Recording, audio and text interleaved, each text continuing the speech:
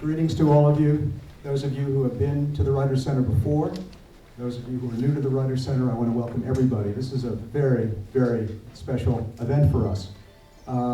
Richard did a reading for us on Thursday at a different location, and the theme that sort of emerged from that event was the theme of homecoming. I'm not going to talk too much about Richard's connection to the Writers Center because he'll do that himself, and Sunil Freeman, who will be our assistant director, who will be introducing him, will say more as well. But this is a homecoming. I hope it's a homecoming for you as well, and not just for Richard and for another wonderful local poet, Dan Vera, who's read at the Writers Center before. So this is a wonderful celebration for all of us of poetry and of literature and of the role the Writers Center plays as a home for writers in the greater Washington area. So let me, without further ado, let me introduce the woman who's going to introduce Dan Vera. It's the way that things work in these readings. You have somebody introducing the introducer who then actually brings up the person who's reading. And that is Dini Karasik, excuse me. She is a Mexican-American writer and lawyer.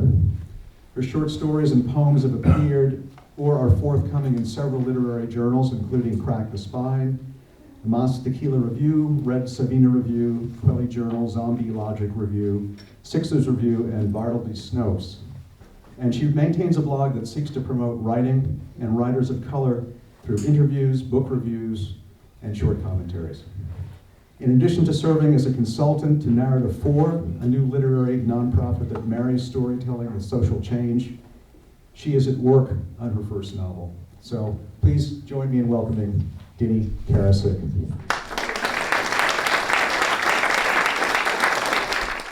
Good evening, everybody. I'm so honored to be here tonight to introduce Dan Vera to all of you. I first met Dan here at the Writers Center a few years ago, and I felt an immediate connection to him and an affinity for him. He's a Cuban raised in Corpus Christi, Texas, and I'm a Mexican-Irish girl from Houston and Laredo, Texas, and I just knew we'd have stuff to talk about. So I did what any normal person would do. I started stalking him on Facebook. And actually, Richard, I've been following you on Twitter for a couple months, so hopefully we'll be friends soon, too. But I am very proud to call him a friend, and we've had some good times together over the last couple of months where I've had an opportunity to interview Dan for the blog and get to know his wonderful husband, Pete. So I'm really honored to be here. Dan is a writer, an editor, and a literary historian living here in the DC area. He is co-founder of the literary history site DC Writers' Homes and shares the boards with This Rock Poetry. His poems and essays have appeared also in several literary journals, and his first book of poetry is entitled The Space Between Our Danger and Delight.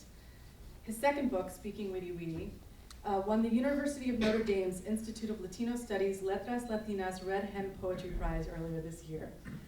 One of the things that I've come to learn about Dan is that he greatly admires the Chicana lesbian feminist writer, Gloria Anzaldúa. She once wrote that to survive the borderlands, you must live sin fronteras, be a crossroads. She was referring, of course, to the Texas-Mexico border, but also to borders, both concrete and abstract, that confine a person's spirit. Dan Vera's Speaking Witty Witty is a literary crossroads in which language manifests as poetry to deconstruct borders both real and imagined. He is impelled, perhaps at times haunted, by what it means to be the product of two or more worlds, just like Anzaldúa. Yet I suspect that this is also the very thing that allows Dan to appreciate life's great contrasts. He's also a visual artist, sketching the world around him and training his inner eye on the light and the shadows and the borders in between. This is his poet's lens. His burning questions are about worlds divided by language and culture, about the politics of difference, about the ways in which we might resurrect our forgotten histories, and about how we might anchor our identities in a complex and shifting culture. He is also a poet in the tradition of many wonderful writers who not only have interesting things to say about the world, but who are also capable agents of social change. This reminded me, when I was preparing these remarks, of a poem by Pablo Neruda called The Poet's Obligation, in which Neruda says, "And I shall broadcast, saying nothing, the starry echoes of the wave, a breaking up of foam and of quicksand, a rustling of salt withdrawing, the gray cry of seabirds on the coast. So through me, freedom and the sea will call in answer to the shrouded heart." Dan meets the poet's obligation each time he puts pen to paper and writes. Every time his paintbrush colors the petals of a flower, or his pencil traces the smiles of a face. Dan's deber del poeta is paid at the moment his lips part to breathe life into his extraordinary works. And I give you Dan Vera.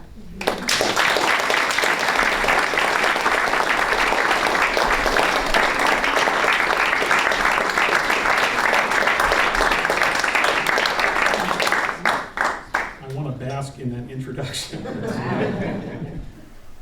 I'm going home now. It's a real honor to read here at the Writers Center. Certainly one of my literary homes here in Washington, D.C. And to read from this new book, and to read with a poet whose work has certainly, held a light out for me. I remember vividly discovering Richard's book. I've told him this before, but discovering it in this bookstore in Miami Beach the same weekend that I met my now husband, Peter. And I remember being so excited to share those poems with him. I mean, Richard's work as a gay Cuban American, really resonated with me, and really taught me, like all great poets do, that there's great beauty to be found in the stories of our families and the stories of our lives. And so it's just when Neil Freeman called in December, I think we were actually driving to visit my family in Texas, and he called up and I answered, and he said, "Oh, you want to read with Richard Blanco?" And I said, "Yeah, I'd love to read with Richard Blanco." It seems like circles reconnecting. The first poem I want to read is, in many ways, kind of describes a lot of the issues I'm interested in. The title is in a foreign language, and speakers of this foreign language remind me all the time that I many times mispronounce it. So the title is Kvetch. As my Gentile tongue screws up that perfect Yiddish sound, Kim complains we have no right to a word if it's mispronounced. I tell her, cry me the River Grande River, and recite the litany of the beautiful made bland. They made La Olla merely jolly, and drove the angels right out of Los Angeles. They even made La Virgen into, what, a loop. And then I learn it's from the Arabic, Guadalupe, from Wadi Lupus, for the valley where wolves reside. Folded up and carried over oceans and epochs, syllable reminders of our grandmother's voices that reside inside the hollow of the ear, till they come cascading miraculous out of a stranger's mouth, mangled accents and twisted tenses, all. So my book's title always receives a question, which is, what is Weedy Weedy? And how's it pronounced too? But Weedy Weedy was a phrase that my father used growing up in Texas. My father never decided, stubbornness, force of will, decided not to learn much English. So he always insisted that we spoke Spanish in the household. And that was just a term he would use for what we came to understand as just nonsense. So, weedy weedy. The language holds us together, how you are bathed in it, till you tire and run, or are pushed away from the tongue by parents who'd spare you the hurdles they jumped. The language pulls us apart, how we are bathed in it, made to never forget, reprimanded for not speaking it by parents who would not be left behind. En esta casa se habla español, no se habla el wiri wiri. Demands for the sounds from that singular place with its undeniable song. Tower of Babel, or Babel, if you prefer. Exegesis of a funny story in which my father asks for change change being menudo for Cubans, menudo being tripe soup for Mexicans. It is 1966 in Dallas, Texas. My father makes his request to the owner of a Mexican restaurant, who is delighted to comply, and asks how much menudo he'd like. My father replies, $5 worth. This is 1966, and the owner asked if my father brought a container to carry home $5 worth. Considering it a joke, my father smiles and replies, I'll carry it in my hand. Thinking of the gallons, the owner is not amused and insists on a container. Then the shouting commences, as neither man can be convinced he is not dealing with an idiot. My father keeps pointing to his palm while the owner makes the shape of a vessel, and they grow angrier with each other. Finally, one of my father's friends rescues him from the exchange, takes him aside, and explains the difference.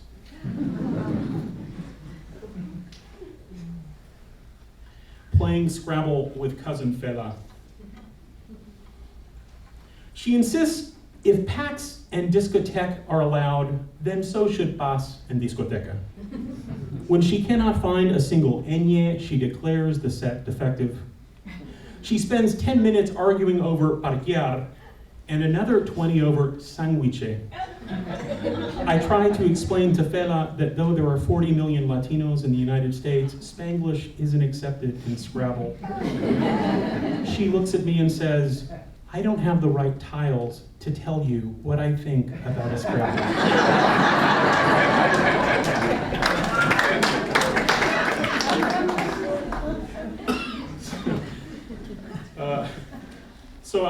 As Deanie mentioned in her introduction, my life story is of parents who came from Cuba in 1962. My father was still is, a Methodist minister, now retired. So we were Cuban Protestants living in South Texas. That makes a census figure or census group of our living room. So for me, growing sort of in South Texas was a lot about, in my reflection, a lot about sort of the border and all these mistaken identities. This poem's titled Lago de Mil Ojos. It stood near the lake of 1,000 eyes, in a valley of rattlesnake and scrub brush, where men worked all day in a cinder block hut, stopping each car between Laredo and Freer. My father would roll down his window. They would ask for his proof of identification. He would smile and hand them his license. They would ask questions. I would translate the answers. How old was I when I recognized the interrogation or understood the importance of my answers?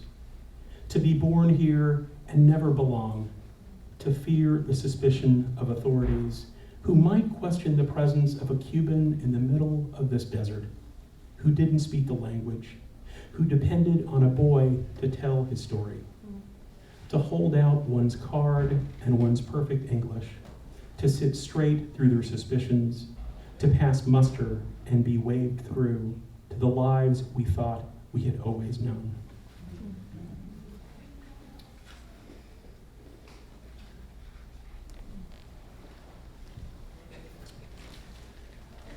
I love living in, I've lived in Washington, D.C. For 12 years now, and part of the project as a writer, one of the things that's helped me as a writer has been connecting at least to the knowledge that writers have always lived in Washington. So certainly the project DC Writers Homes has been part of that project. And so that means pouring through memoirs and a lot of biographies of authors to find out if perchance they had a connection to Washington, D.C. And this poem was kind of a dead end, but resulted in a poem, so can't complain. This titled Nabokov Visits the Smithsonian. On the train to Washington, he remembered her little flit and how she fluttered by the walls of a western canyon. Arriving, he passed monuments, the tourists in their legislative domes, down the mall to the chambers of a trove, where he asked to see his fondest specimen. There in the darkness she lay, wide open on its pin. Neonymphus, his butterfly, his greatest discovery and pride. Here in the national vaults, it will transcend its dust, forever frozen in full flight and marked by name and designation. Leaving the city for another appointment, he thought nothing of the granite inscriptions, the statues to the heroes of importance, only the delicate traceries of her wing. I was astounded by that story. It's in one of his memoirs. I think he had a teaching job in Virginia and stopped at Union Station, walked to the Smithsonian, saw the butterfly, walked back to Union Station, and left town. Such dedication. This poem is titled Norse Saga, and it's dedicated, another poem dedicated to my parents, who, when they came to this country, you had to be claimed by someone, and they knew they were the first members of either family, my mother or father's, to come to the United States, and the only person who knew them, who could claim them, was a Swedish Salvation Army captain, Capitana Carson, who lives on in family lore, who lived in Chicago, the Andersonville neighborhood of Chicago. So in February of 1962, they landed in Miami, spent, I think, a day, and then were sent on a plane to Chicago in February. Norse Saga. Let us praise the immigrant who leaves the tropics and arrives in Chicago in the dead of winter. Let us praise the immigrant who has never worn coats, who must bundle up against an unimaginable cold. For they will write letters home that speak of it like Norse sagas, with claims that if a frigid hell exists, the entrance is hidden somewhere in this city. Let us praise the immigrant who fears the depths of the subway, the disappearance of landmarks to guide them through the labyrinth.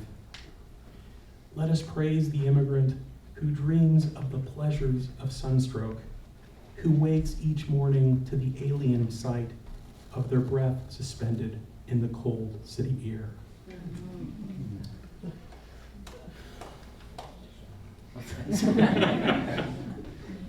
Yes. A love poem. People who know me know that I am a fanatical dog person, so my apologies for fanatical cat people. So this poem has the benefit of being both a dog poem and a love poem all at once. My double. I tease you about the dog's affections. You have his eye when you're in the room, and when you walk away, his ears keep pace in case his feet must follow. He wants for you so dearly when you've departed. I tell you, what am I, chopped liver? But you are his beef bourguignon. You are the steak tartare of his every dream. I play green with envy, but the truth is, he is my clearest mirror.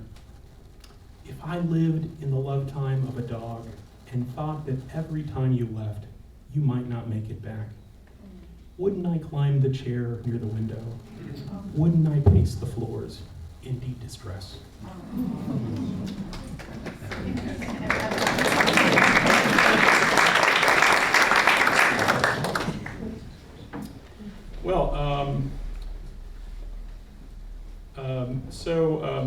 A poem about my mother. This book is just so filled with family members. Titled Mama Makes the Local Paper. Because Cuban food in South Texas is like dishes from Venus or Mars, a reporter is sent to interview Mama, who cribs the recipes from Cocina Criolla and is photographed with her plates in her nicest dress and a bouffant the size of her pressure cooker. The reporter asks, "Is it spicy?" and betrays the fear that if a name is accented, it will surely burn your tongue.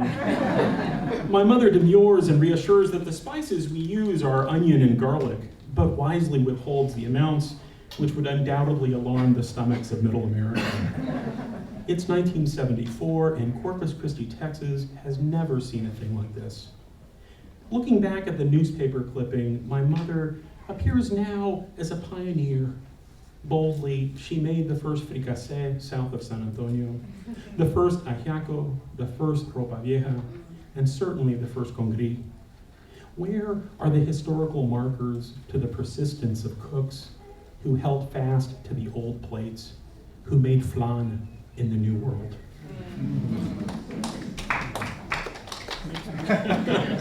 Yes, flan. Everybody, leopard. All right. Let's see.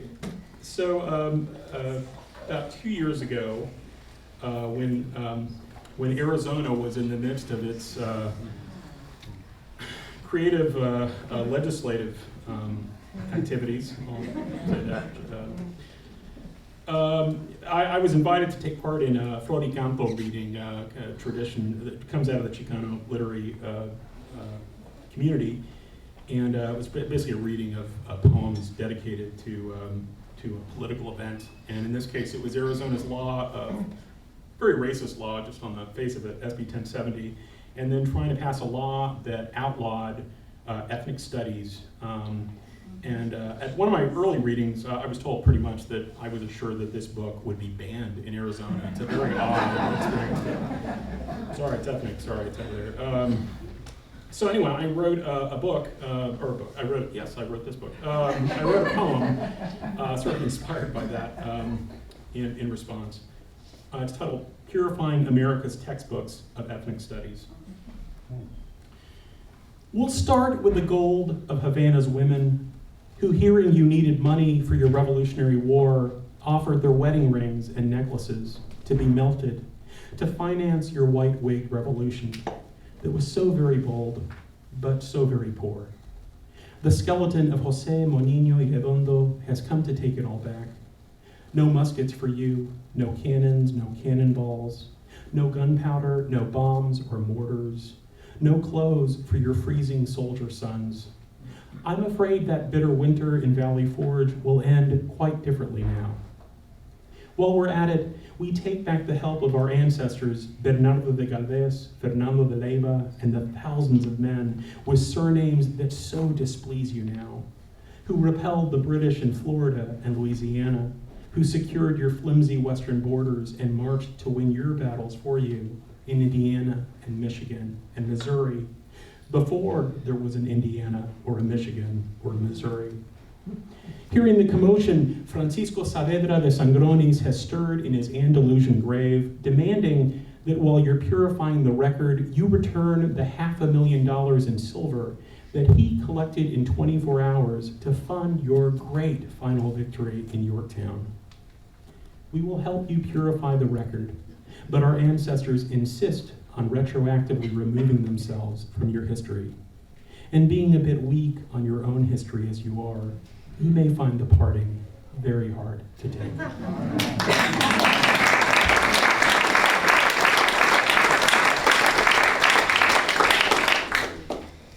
So, two poems. Am I doing on time? Okay. This next poem is based on, I'm going to do a little, since I'm in the Washington area. Show of hands. How many of you have heard of the Cuban friendship urn on the National Mall? That's my husband, by the way. It exists. Anyway, this is a poem about this memorial that stands in East Potomac Park. The epigraph is a line from the inscription, the Cuban friendship urn. The memory of the Maine will last forever, through the centuries, as will the bonds of friendship between Cuba and the United States of North America. Inscription on the Cuban friendship urn, Washington, D.C. Graceful lines in relief portray a goddess of liberty beside the mast of the majestic ship lying battered in the waters of Havana Harbor. This is the Cuban Friendship Urn, gift from the Machado government to commemorate the ties that bound and bind the memory of the sinking that led to the war, that led to the liberation, that led to the occupation, that led to the revolution, that led to where we are. Far away from the prying eyes of tourists to the capital city, or anyone who might discover how friendship, even etched in stone, can leave awkward silences in history. This is why the urn now stands majestically beneath an overpass beside a parking lot behind Jefferson's enormous shoulder. This is how we commemorate the history of a friendship between two nations bound together irreparably in the wreckage of history. I'm going to three more poems. One of the things I noticed when Sunil called about this reading,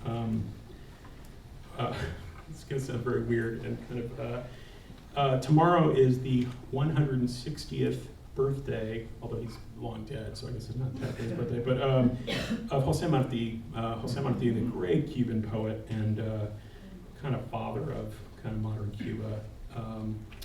There's statues to him in Baltimore and New York, and a great poet who spent the majority of his life, he's such a symbol of Cuba, and his poetry is such a symbol of Cuba.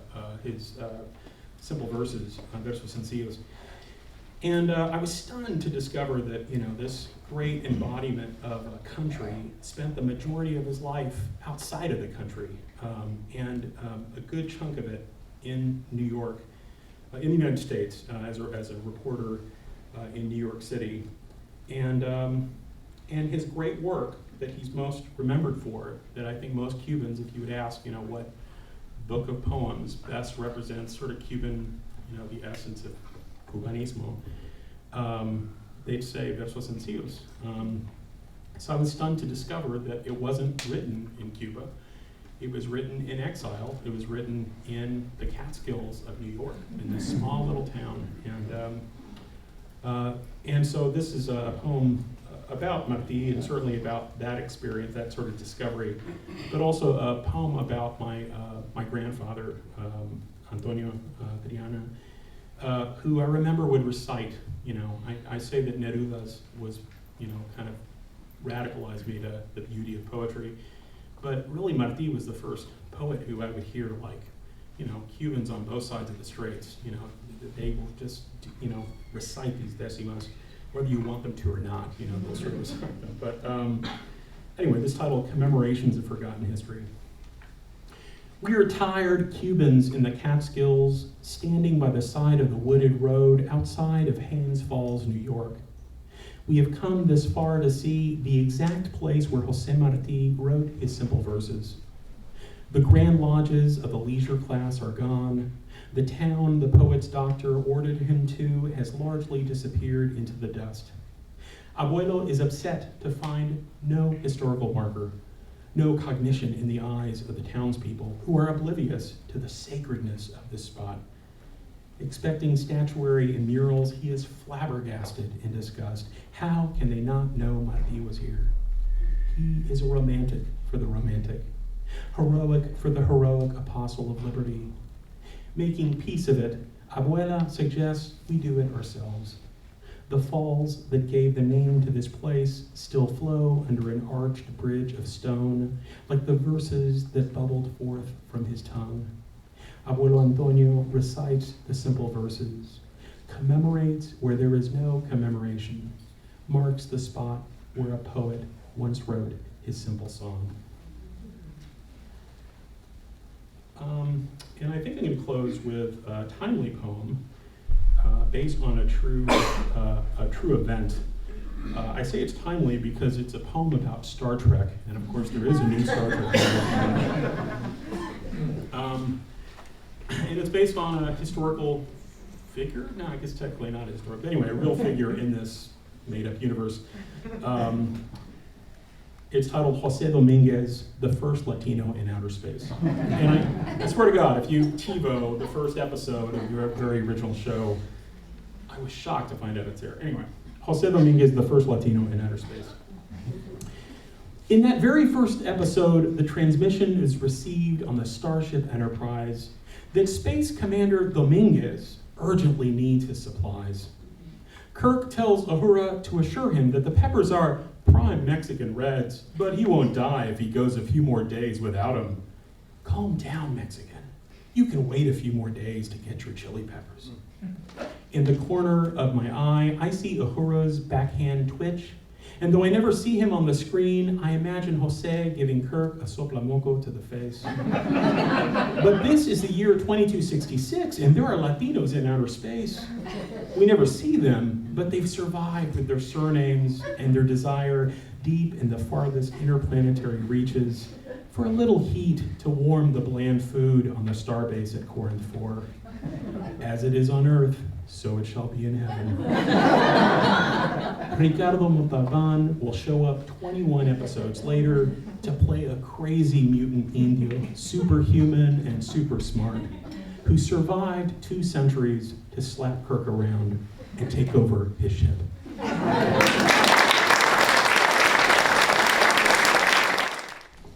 Well, that was wonderful, Dan. Thanks so much. In the incessant tradition of introducing introducers, first of all, let me apologize for not introducing myself. I often forget to introduce myself. I figure I am the Writers' Center because I hear so much. So, but I'm Stuart Moss. I'm the executive director of the Writers' Center. So sorry about that. Sunil needs to make his way here so he can. Oh, there you are. Oh, okay. Sunil is our assistant director. He has been at the Writers' Center for, I think this is well into his 3rd decade, and he is he's a man who needs no introduction, so I won't say anything more. Sunil.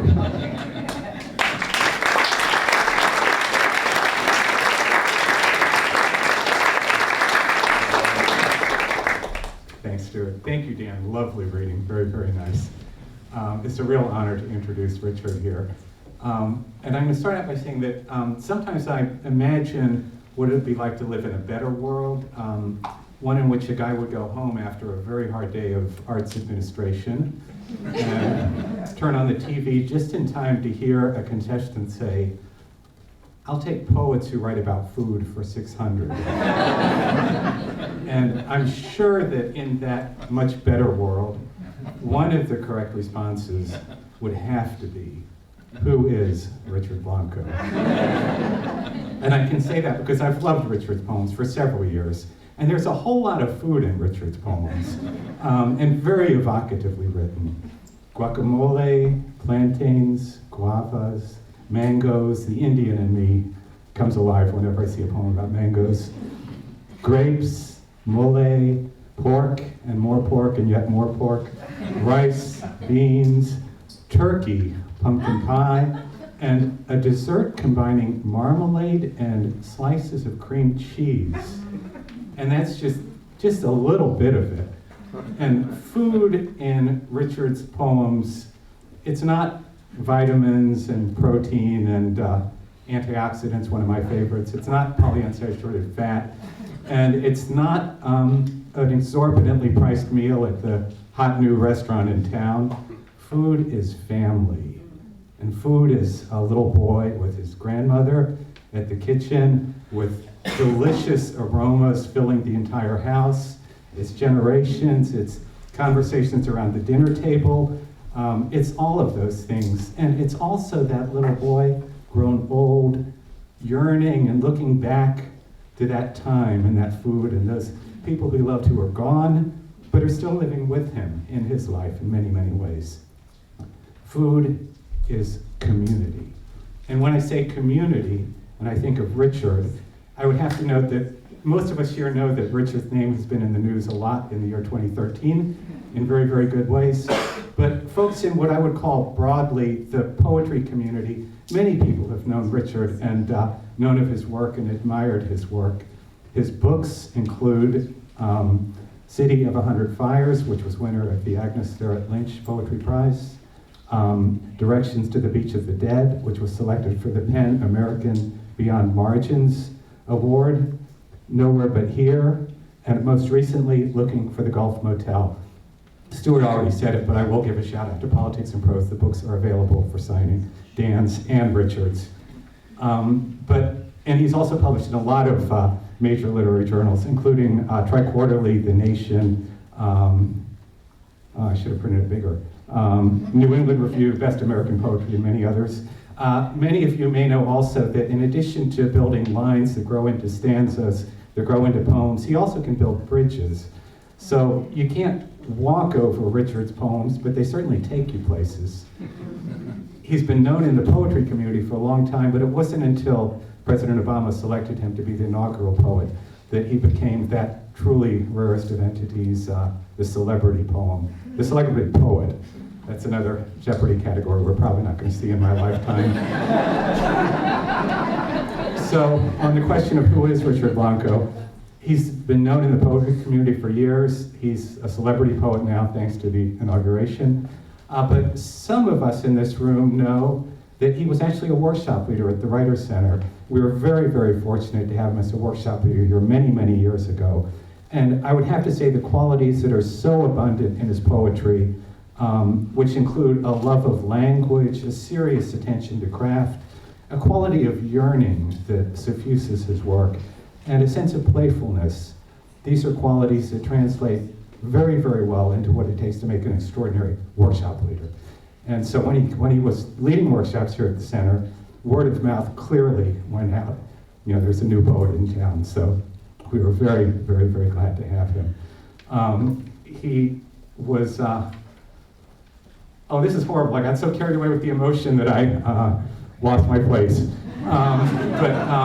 We had the word back in April of 2012 that Richard had a new book of poems out, Looking for the Gulf Motel, and the very, very good news that he would like to give a reading here at the Writers' Center.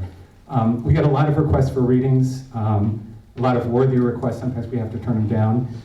In this case, there was no question. The technical arts administration term is no-brainer. And so we immediately went to work to put the details all together. And that brings us to this evening, this very moment, when I get to say, please welcome Richard Blanco.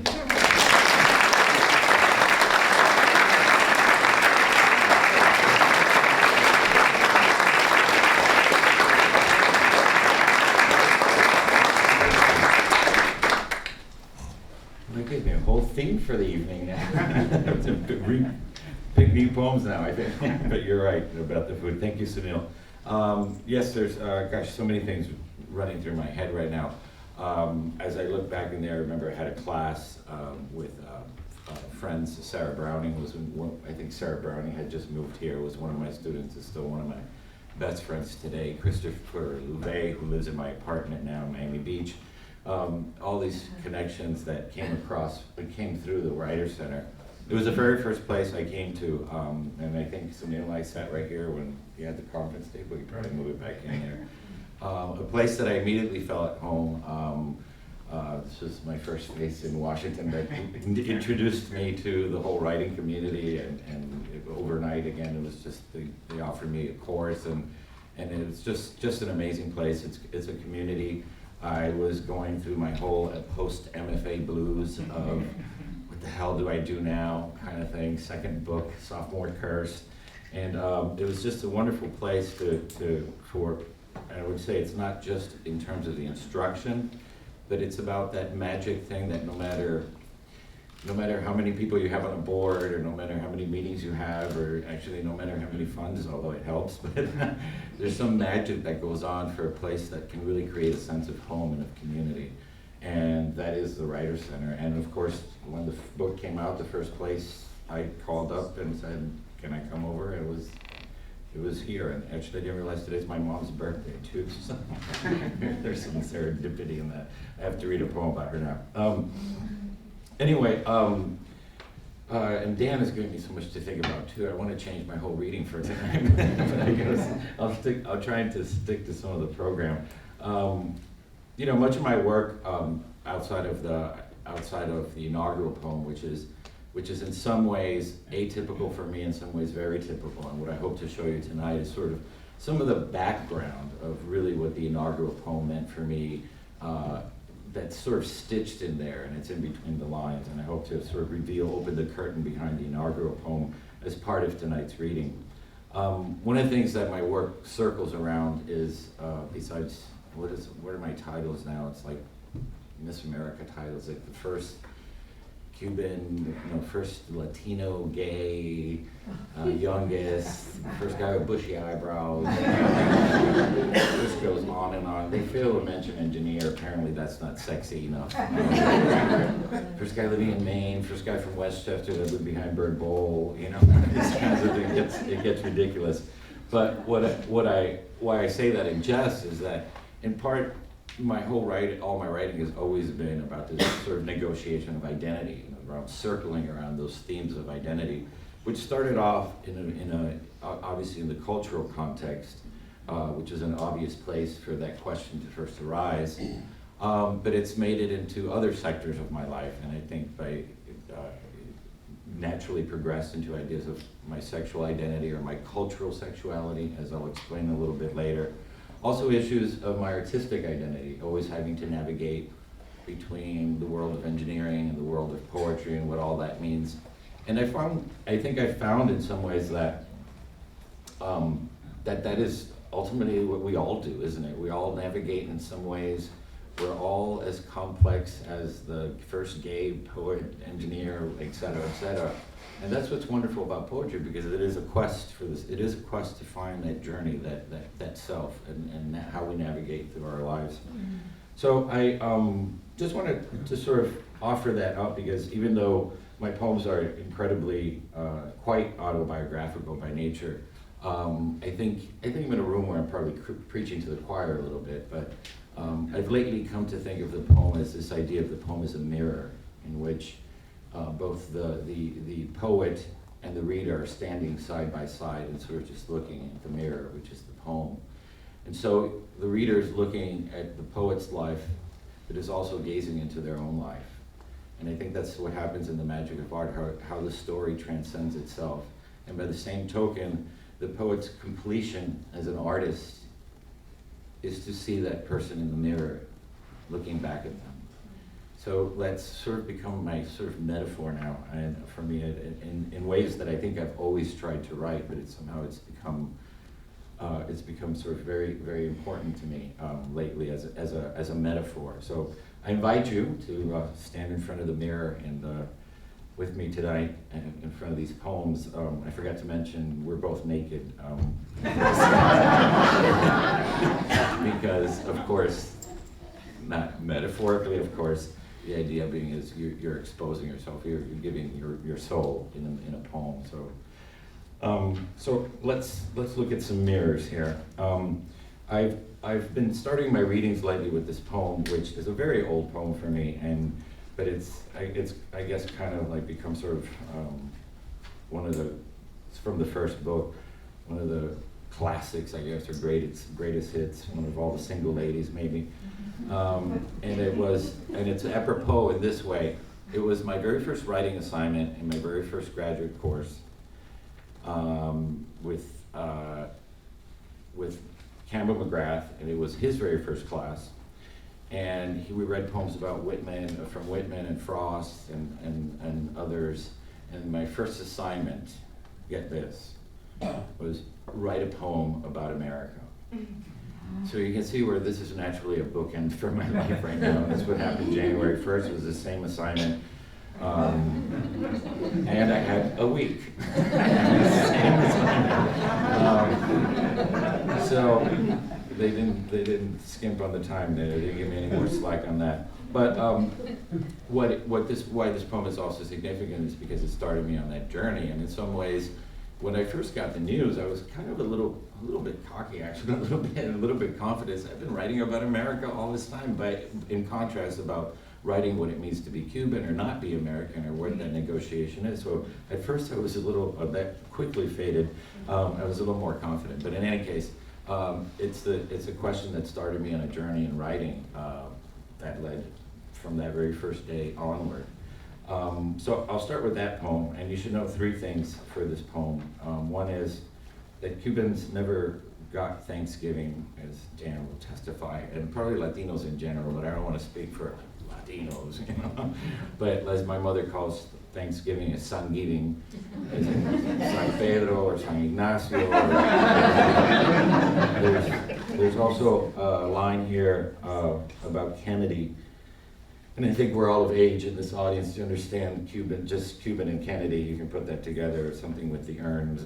This is going on in there with the whole Bay of Pigs. So I'm surprised the White House did pick me to be an Argo poet after, I guess they didn't read this poem. And you'll also need to know, of course, that for, as Sunil was saying, pork is not the other white meat. This is a food poem. Pork is not, for Cubans, pork is not the other white meat. It's the only meat that ever existed. So here we go. This was me going home, scratching my head and go, okay, here's my America. Although Tia Miriam boasted she discovered at least half a dozen uses for peanut butter, topping for guava shells and syrup, butter substitute for Cuban toast, hair conditioner and relaxer, Mama never knew what to make of the monthly 5-pound jars handed out by the immigration department until my friend Jeff mentioned jelly. There was always pork though. For every birthday and wedding, whole ones on Christmas and New Year's Eves, even on Thanksgiving Day. Pork, fried, broiled, or crispy skin roasted, as well as cauldrons of black beans, fried plantain chips, and yuca con mojito. These items required a special visit to Antonio's Mercado on the corner of 8th Street, where men in guayaberas stood in Senate, blaming Kennedy for everything. Se hijo de puta. A pile of Cuban coffee and cigar residue filling the creases of their wrinkled lips, clinging to one another's lies of lost wealth, ashamed and empty as hollow trees. By 7, I had grown suspicious. We were still here. Overheard conversations about returning to Cuba had grown wistful and less frequent. I spoke English. My parents didn't. We didn't live in a 2-story house with a maid or a wood panel station wagon, nor vacation camping in Colorado. None of the girls had hair of gold. None of my brothers or cousins were named Greg, Peter, or Marcia. Nope, we were not the Brady Bunch. None of the black and white characters on Donna Reed or the Dick Van Dyke Show were named Guadalupe, Lázaro, or Mercedes. Patty Duke's family wasn't like us either. They didn't have pork on Thanksgiving. They ate turkey with cranberry sauce. They didn't have yuca. They had yams, like the dittos of pilgrims I colored in class. So, a week before Thanksgiving, I explained to my abuelita about the Indians and the Mayflower, how Lincoln set the slaves free. I explained to my parents about the Purple Mountain's majesty, 1 if by land, 2 if by sea, the cherry tree, the Tea Party, the amber waves of grain, the masses yearning to be free, liberty and justice for all, until finally they agreed this Thanksgiving we would have turkey, as well as pork. Abuelita prepared the poor fowl as if committing an act of treason, faking her enthusiasm for my sake. Mama set a frozen pumpkin pie in the oven and prepared candied yams following instructions I had to translate from the marshmallow bag. The table was arrayed with gladiolas. The plattered turkey loomed at the center, a plastic silver from Woolworths. Everyone sat in green velvet chairs we had upholstered with clear vinyl, except Tio Carlos and Toti, seated in the folding chairs from the Salvation Army. I uttered a bilingual blessing, and the turkey was passed around like a game of Russian roulette. Dry, Gilberto complained, and proceeded to drown the lean slices with pork fat drippings and cranberry jelly. La mierda roja esa, as he called it. Faces fell when Mama presented her ochre pie. Pumpkin was a home remedy for ulcers, not a dessert. Tia Maria made 3 rounds of Cuban coffee, then Abuelo and Pepe cleared the living room furniture, put on a Celia Cruz LP, and the entire family began to merengue over the linoleum of our apartment, sweating rum and coffee, until they remembered it was 1970 and 46 degrees in America. After repositioning the furniture, an appropriate darkness filled the room. Gilberto was the last to leave. Little known fact, or maybe it's a wide known fact, but my name is not Richard. So, what is it? It's my pen name that I took back in the 8th grade, and around the 8th grade, I think, but definitely when I published my first book. And this explains a little bit about that trauma in my name. And part of it I should have prefaced before is that growing up in Miami, and it's really interesting to see different how, people say, like, for example, Latinos, or even when you say Cubans, even to say Cubans is such a great spectrum of experiences. So growing up in Miami for me versus Dan had another sort of psychology, and one was, in Miami, everybody was Cuban, so I never felt really different than my environment. What was different to me and what I thought I still thought I wasn't in America. So Donna Reed and the Brady Bunch show, I really believed there was an America like that that existed. And it was an imaginary place, and it was a place that I wanted to go to someday. And then there was the imaginary Cuba that were in the stories of my parents, and the gossip, and the letters, and the debates, and the arguments about whose fault the revolution really was, et cetera, et cetera. So it was also this paradise we were going back to, and the negotiation between those two imaginary worlds was something you sort of grew up around. And Miami was kind of like a cultural purgatory in a way. It was like somewhere, a waiting ground between the real Cuba and the real America. And that is, as I look back at my childhood, that was always something that was sort of guided my psyche, and ended up in my work when I started writing as an adult. So here's the name I wanted. Not Ricardo, but Richard. Because I felt like Richard Burton, a true Anglo-Saxon in tights reciting lines from Othello. Because I wanted to be as handsome as Richard Gere in a white tuxedo. Because I had a pinky ring, just like Richard Dawson on Family Feud, or Jeopardy maybe. Because I knew I could be just as wholesome as Richie Cunningham, just as American as my father's favorite president, Nixon. Richard, not Ricardo, not my nicknames either. El Negrito, the little black boy from my skin the color of dry tobacco when I was born. Or Galleguito, the little Galician, because that's what my Tino Elia called anyone like me, born in Spain, not 100% Cuban. Not Rico, the name Lupe wrote on my desk, branding me as Barry Manible's Latin lover in ruffle sleeves dancing conga at the Copacabana, all of 8th grade. And definitely not Ricardito, little Ricky, worse than Dick. Richard, descendant of British royals, not the shepherds of my mother's family, not the plantain farmers on my father's side.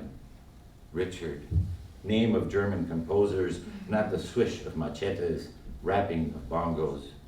Richard, more elegant than my grandfather in his polyester suit, chiclets jingling in his pocket. More refined than my grandmother gnawing on mangoes, passing gas at the kitchen sink. Ricardo de Jesus Blanco, I dub thee myself Sir Richard Jesus White.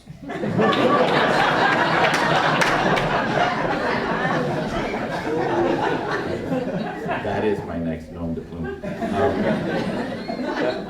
Sir Richard Jesus White, defender of my own country, protector of my wishes, conqueror of mirrors, sovereign of my imagination, a name for my name.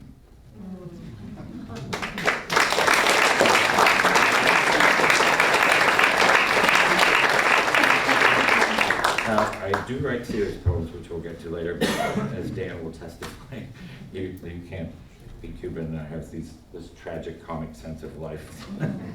So here's another funny one, I guess. Miss America pageant at the Blanco household, which, as you can imagine, wasn't the same as the Brady's household, the Brady Bunch's household. So it's really strange because even, and I don't know if this happens to Dan, but even, you know, now that I'm almost 32, you know, I still find myself having these flashbacks. It's like, almost like I'm in recovery, but I still have these flashbacks of these family moments. You're like, I thought it was over, all this Cuba thing, you know, like, let me move on, and all these memories keep on coming back, and you just have to write about them because, number one, they just seem comical. Number two, you're still trying to figure out those subtleties about your life and your background, and trying to make sense of them, and honoring them, I think, in a way too, to sort of record them for the sake of posterity. So this is, yes, this is the Miss America pageant at our house. Betting on America. My grandmother was the bookie. Set up at the kitchen table that night, her hair in curlers, pencil and pad, jotting down $2 bets, paid 5 to 1 on which Miss would take the crown that year. Abuelo put his money on Miss Wyoming. She's got great teeth, he pronounced, as if complimenting a horse. Not her smile filling the camera before she whisked away like a cloud in her creamy chiffon dress. I dug up enough change from the sofa and car seats to bet on Miss Wisconsin, thinking I was as American as she because I was as blonde as she was. And I knew that's where all the cheese came from. And that's not all. I knew all the chocolate was from Miss Pennsylvania. The capital of Miss Montana was Helena.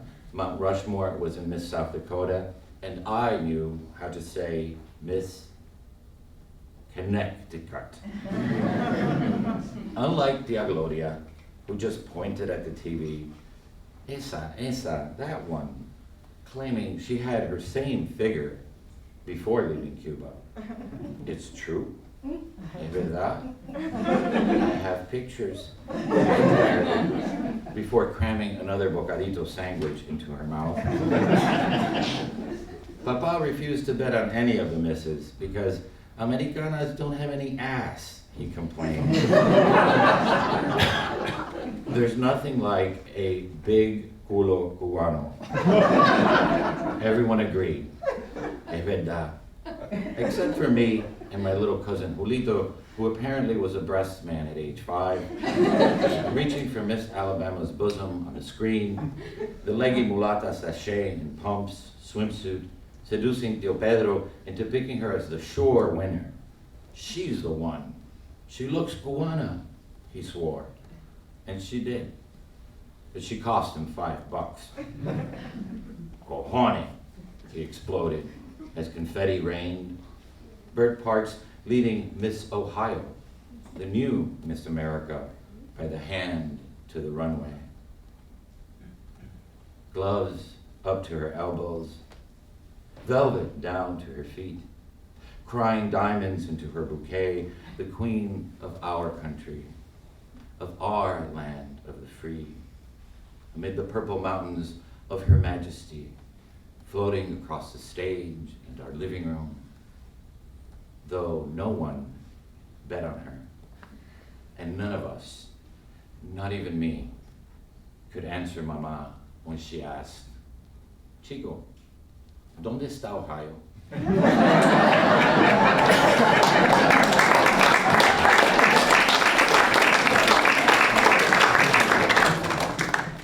That's what I got when I moved to Maine. ¿Dónde está Maine? I could have told her it was in the Midwest. It wouldn't have mattered. It's far away. As you just saw, some of those poems are sort of more from obviously the child's point of view and sort of taking that sort of stance in the poem. As you grow into, and I think that happens as a writer, you really start really going back first in your childhood. And as I've kept on writing about these themes of negotiating identities, other things have come up, and and more from the adult perspective, looking at how that childhood has really colored, how all our childhoods really color how we see the world, how the lens through which we see the rest of our lives. And one of those moments came when I was went to visit Marco Island with my partner Mark, and it was a place that we used to vacation as kids. It's on the west coast of Florida, and it's a poor man's vacation, like $5 a night in the middle of July. And I took Mark to sort of show him, take a trip down memory lane and say, this is where we played in the sand, and this is where we did this. And of course, like everything in South Florida, it's just obliterated. And I found myself emotionally, myself sort of erased from the landscape emotionally. And I found myself going on this rant, and I found myself being my parents again, in the ways that they used to, their nostalgic vision of Cuba, in the ways that they used to talk about, like, can you believe they painted so-and-so's house blue? It used to be red, as if that was the end of the world. And I've suddenly identified with them on this level of those things that, we want change in our lives, and we want to explore, and we want every day to be new, but there's just certain things you don't mess with. And this was one of those things that I just didn't want anybody to mess with. And here it is. It's looking for the Gulf Motel. Marco Island. By the way, ironically, my partner's name is Mark. It's like, I just thought about it. It's not a funny poem. Looking for the Gulf Motel, Marco Island, Florida. There should be nothing here I don't remember. The Gulf Motel with mermaid lampposts and ship's wheel in the lobby should still be rising out of the sand like a cake decoration. My brother and I should still be pretending we don't know our parents, embarrassing us as they roll the luggage cart past the front desk, loaded with our scruffy suitcases, 24 loaves of Cuban bread, brown bags bulging with enough mangoes to last the entire week, our espresso pot, the pressure cooker, and a pork roast reeking garlic through the marble lobby. All because we can't afford to eat out, mijo. Not even on vacation. Only 2 hours from our home in Miami, but far enough away to be thrilled by the wider sands on the west coast of Florida, where I should still be for the first time watching the sun set instead of rise over the ocean. There should be nothing here I don't remember. My mother should still be in the kitchenette of the Gulf Motel, her daisy sandals from Kmart squeaking across the linoleum, still gorgeous in her teal swimsuit and amber earrings, stirring a pot of arroz con pollo, adding sprinkles of onion powder and dollops of tomato sauce. My father should still be in a terry cloth jacket, smoking, clinking a glass of amber whiskey in the sunset at the Gulf Motel, watching us dive into the pool, 2 boys he'll never see grow into men who will be proud of him. There should be nothing here I don't remember. My brother and I should still be playing parcheesi. My father should still be alive, slow dancing with my mother on the sliding glass balcony of the Gulf Motel. No music, only the waves keeping time. A song only their minds hear 10,000 nights back to their life in Cuba. My mother's face should still be resting against his bare chest, like the moon resting on the sea. The stars should still be turning around them. There should be nothing here I don't remember.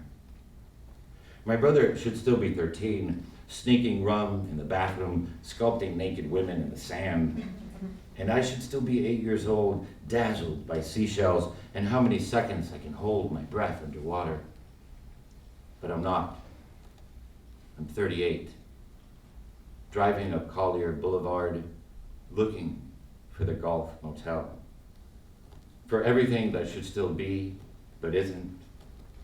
I want to blame the condos, their shadows for ruining the beach and my past. I want to chase the snowbirds away with their tacky McMansions and yachts. I want to turn the golf courses back into mangroves. I want to find the golf motel exactly as it was and pretend for just a moment that nothing I've lost is lost.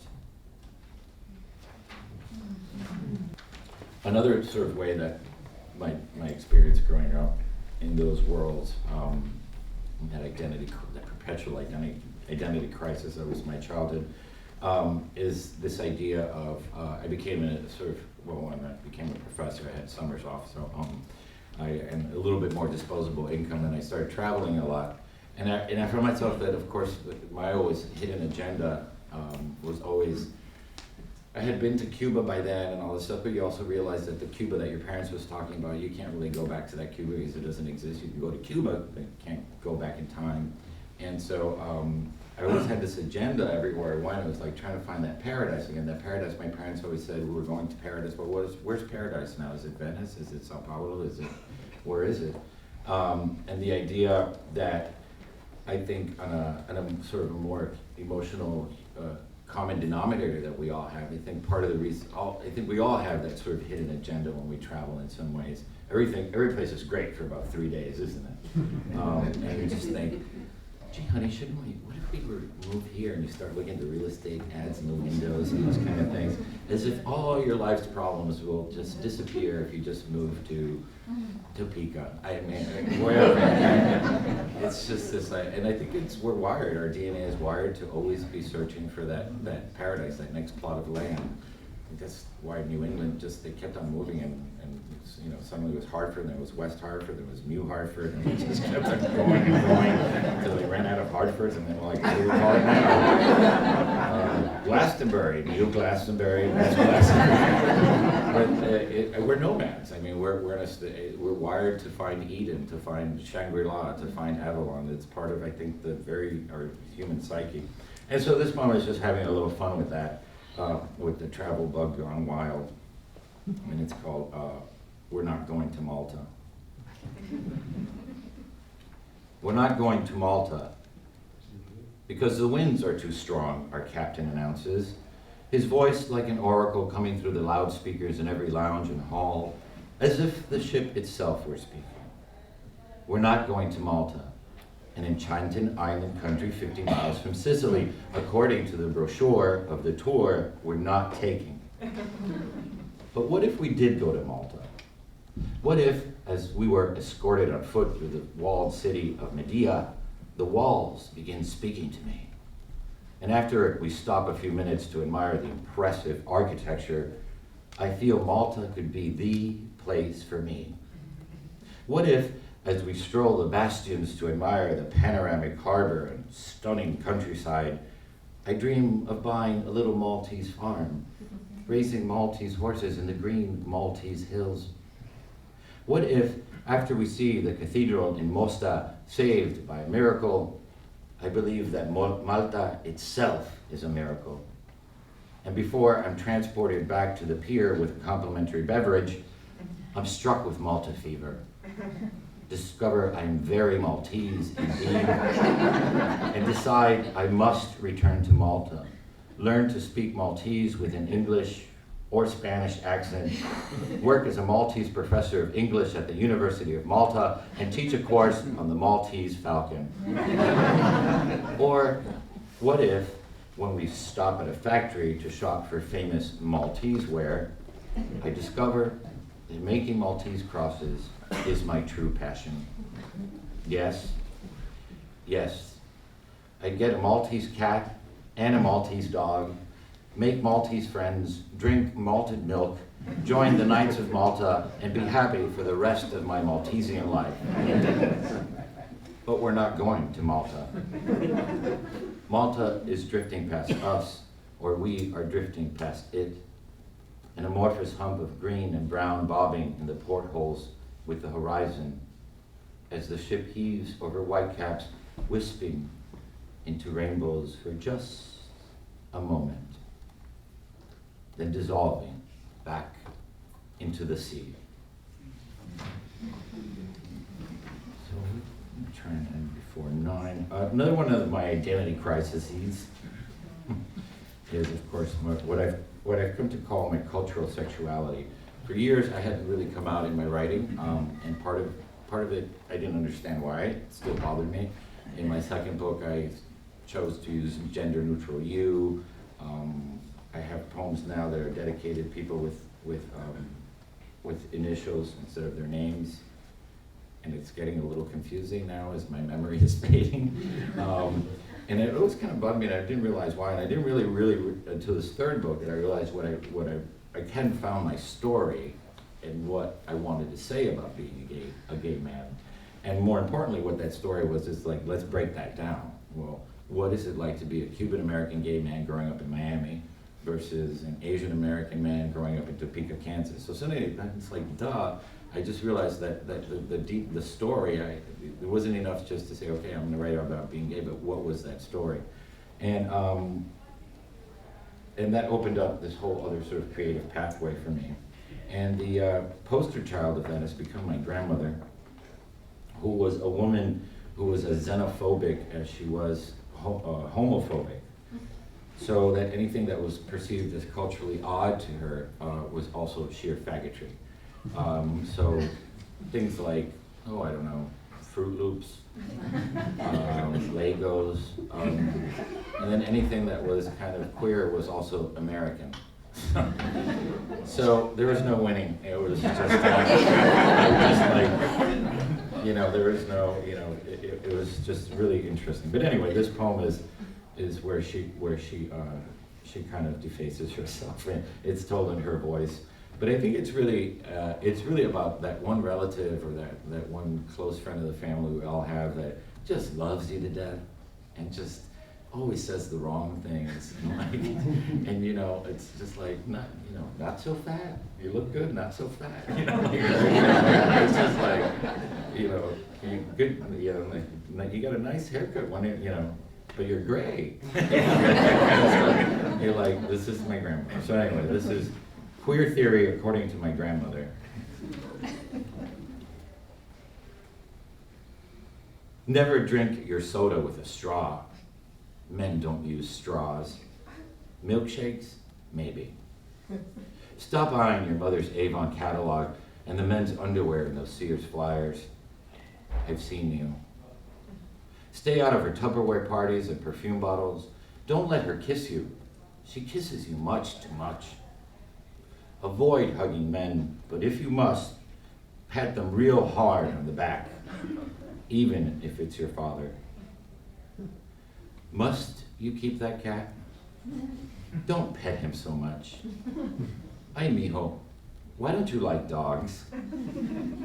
Never play house, even if you're the husband. And quit hanging out with that Henry kid. He's too pale. And I don't care what you call them, those G.I. Joes of his are dolls. Don't draw rainbows or flowers or sunsets. I've seen you. Don't draw at all. No coloring books either. Put away your crayons, your Play-Doh, your Legos. Where are your Hot Wheels, your laser gun and handcuffs? Those knives I gave you. Never fly a kite or roller skate, but light all the firecrackers you want. Kill all the lizards you can. Cut up worms. Feed them to that cat of yours. Don't sit Indian style with your legs crossed. You're no Indio. Don't stop click-clacking your sandals. You're no Tropicana chorus girl. For God's sake, never, never pee sitting down. I've seen you.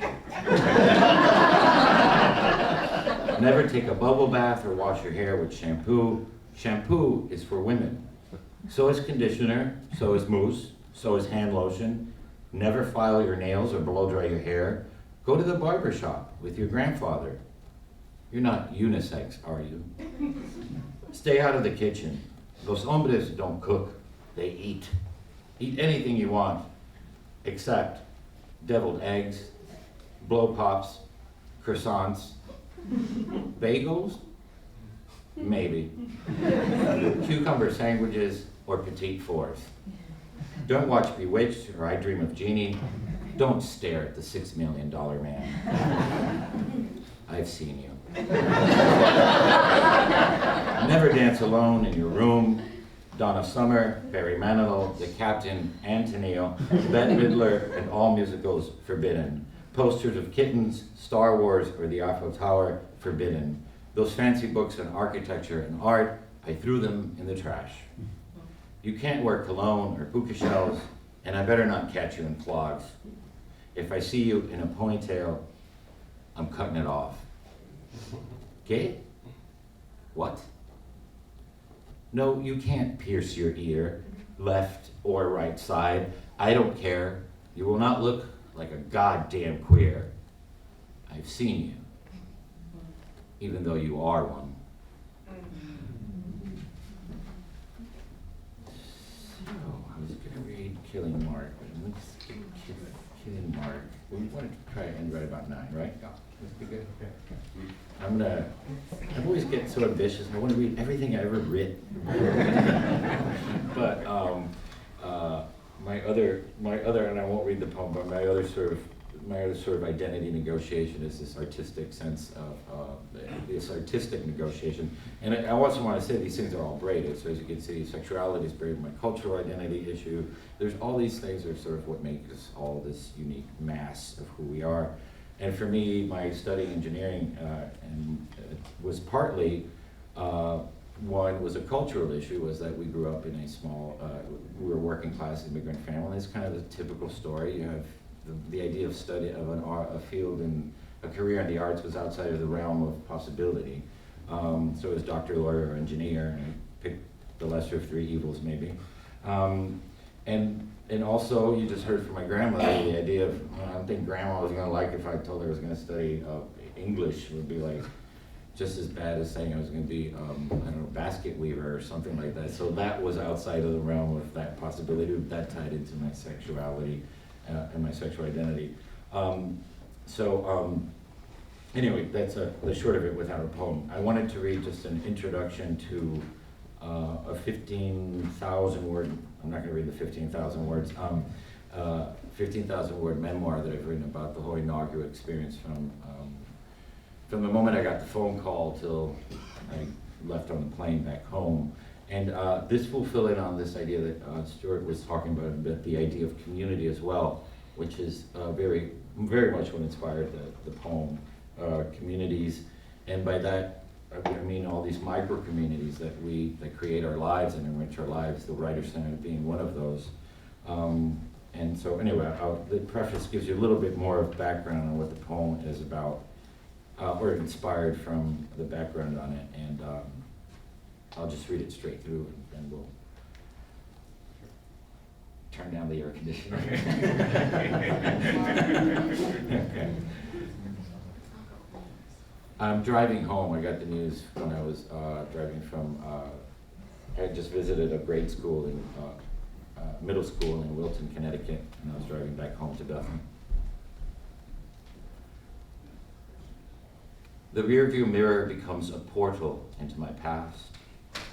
In my reflection, I see my father holding my hand for the last time, quietly dying in the spare room of the house he'd raised me in. His eyes blinking once, goodbye, twice, forgive me, 3 times, I won't be back. I think of him, my mother, my grandparents, their courage and sacrifices, all their struggles and hard work to make a better life in America for themselves and for my brother and me. Overcome by an immense sense of gratitude, I pull off the highway, step out of the car, and sit on the shoulder. Looking into the sky, the sun becomes a sunflower. This is because of them, I keep thinking. Because of them, repeating. All because of them. You see, every story begins inside a story that has already begun by others. Long before we take our first breath, There's a plot well underway, characters, a setting we did not choose, but was chosen for us. My story as inaugural poet began with that phone call, literally, but figuratively, it began a long, long time ago in another story about a great journey, begun with tears and loss that would end with hope and triumph. 1968.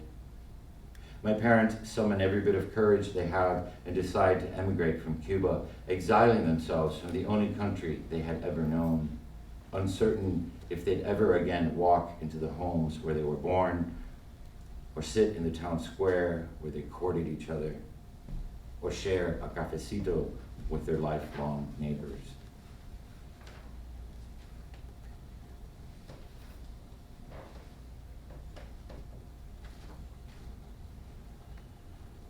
One of the most significant questions I also had to ask myself in this process was, do I love America? I mean, as an immigrant, you are, yes, I mean, I got here when I was 45 days old, and I felt, yes, I'm American, etc. But there's this little piece of me that always said, well, yeah, but not really. America is someone else or someone else. America is the Brady Bunch. America is not quite yours. And it was a question I really had to sort of answer honestly. And the answer ended up being one today in many ways.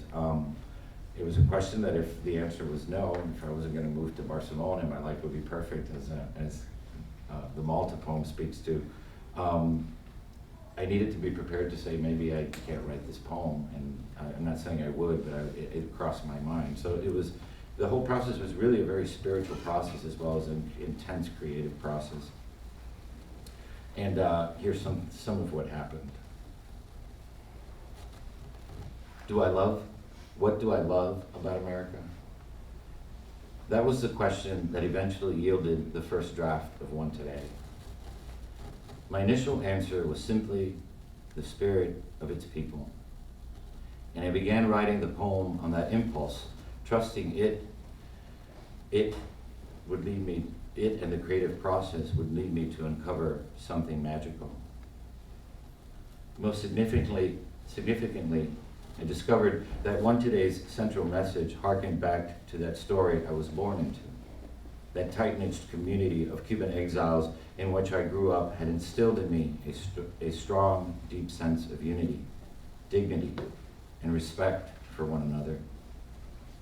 That same spirit was rekindled when Mark and I moved to Bethel, Maine, almost 4 years ago, a small rural town of about 2,500 residents.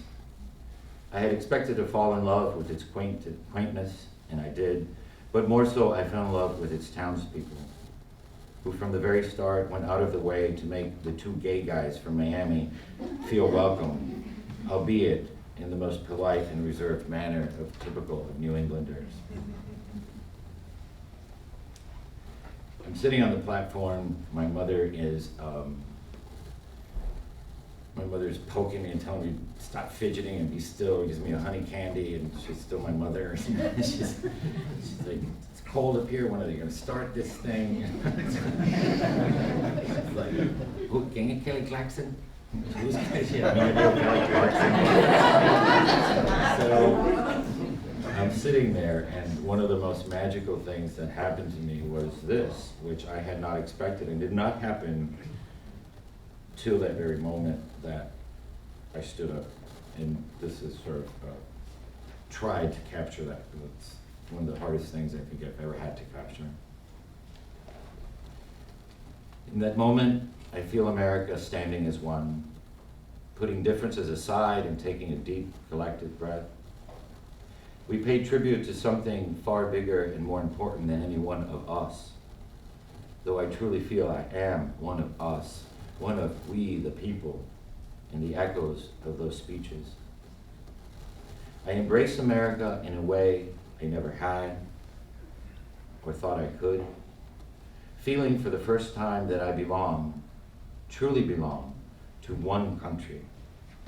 Not an imaginary ideal from TV or a nostalgic island floating in the sea of my parents' memories, but a real, tangible place that is mine, was mine all along. I turn to my mother and whisper, "Mommy, I think we're finally Americanos." Indeed, I realize it was always one story I was born into, one story for me to discover and claim, one story to make my own. At that moment, I understand one today as a gift to America. Senator Schumer introduces me and calls me up to the podium.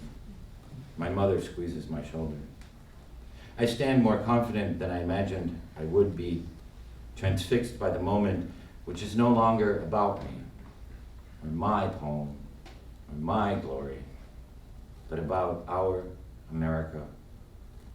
Still, I'm surprised when the president and vice president stand up to greet me and shake my hand on my way to the podium. They both whisper something in my ear that I can't make out, but their gracious gestures speak silently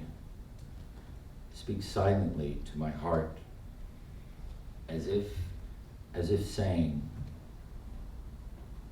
"Here is your country. This is your story." I step up to the podium, look out over the crowd, a quiltwork of lives, of stories spread across our ground, under our sky, beneath our one sun.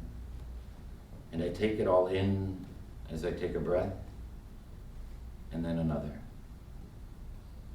This is for them, for all of us, I think to myself, and begin speaking into our wind. Mr. President, Mr. Vice President, America, one today.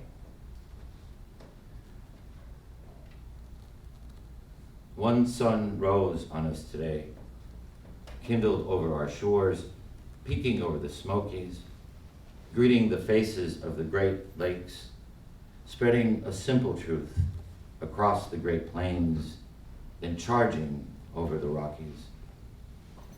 One light, waking up rooftops, under each one a story, told by our silent gestures moving behind windows. My face, your face, millions of faces in morning's mirror, each one yawning to life, crescendoing into our day. Pencil yellow school buses, the rhythm of traffic lights, fruit stands, apples, limes, and oranges, arrayed like rainbows begging our praise. Silver trucks heavy with oil or paper, bricks or milk, teeming over highways alongside us, on our way to clean tables, read ledgers, or save lives. To teach geometry or ring up groceries as my mother did for 20 years, so I could write this poem for us today. All of us, as vital as the one light we move through. The same light on blackboards with lessons for the day, equations to solve, history to question, or atoms imagined. The I have a dream, we keep dreaming, or the impossible vocabulary of sorrow that won't explain the empty desks of 20 children marked absent today and forever. Many prayers, but one light breathing color into stained glass windows, life into the faces of bronze statues, warmth onto the steps of our museums and park benches as mothers watch their children slide into the day.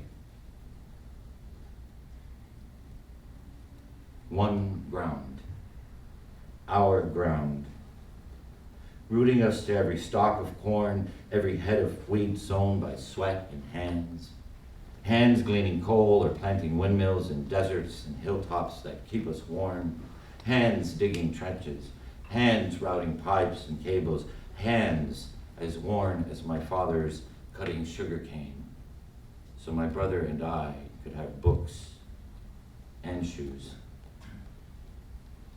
the dust of our farms and deserts, cities and plains, mingled by one wind, our breath. Breathe. Hear it through the day's gorgeous din of honking cabs, buses launching down avenues, the symphony of footsteps, guitars, and screeching subways, the unexpected songbird on your clothesline. Hear squeaky playground swings, trains whistling and whispers across cafe tables. Hear the doors we open for each other all day, saying hello, shalom, buongiorno, howdy, namaste, or buenos dias, in the language my mother taught me. In every language, spoken into one wind, carrying our lives without prejudice, as these words break from my lips. One sky since the Appalachians and Sierras claimed their majesty, and the Mississippi and Colorado worked their way to the sea. Thank the work of our hands, weaving steel into bridges, finishing one more report for the boss in time, stitching another wound or uniform, the first brushstroke on a portrait, or the last floor on the Freedom Tower, jutting into a sky that yields to our resilience. One sky toward which we sometimes lift our eyes, tired from work. Some days guessing at the weather of our lives, some days giving thanks for love that loves you back. Sometimes praising a mother who knew how to give, or forgiving a father who couldn't give what you wanted. We head home through the gloss of rain or weight of snow, or the plum blush of dusk, but always, always home. Always under one sky, our sky, and always one moon, like a silent drum tapping on every rooftop and every window of one country, all of us facing the stars, and hope, a new constellation, waiting for us to map it, waiting for us to name it together. Thank you.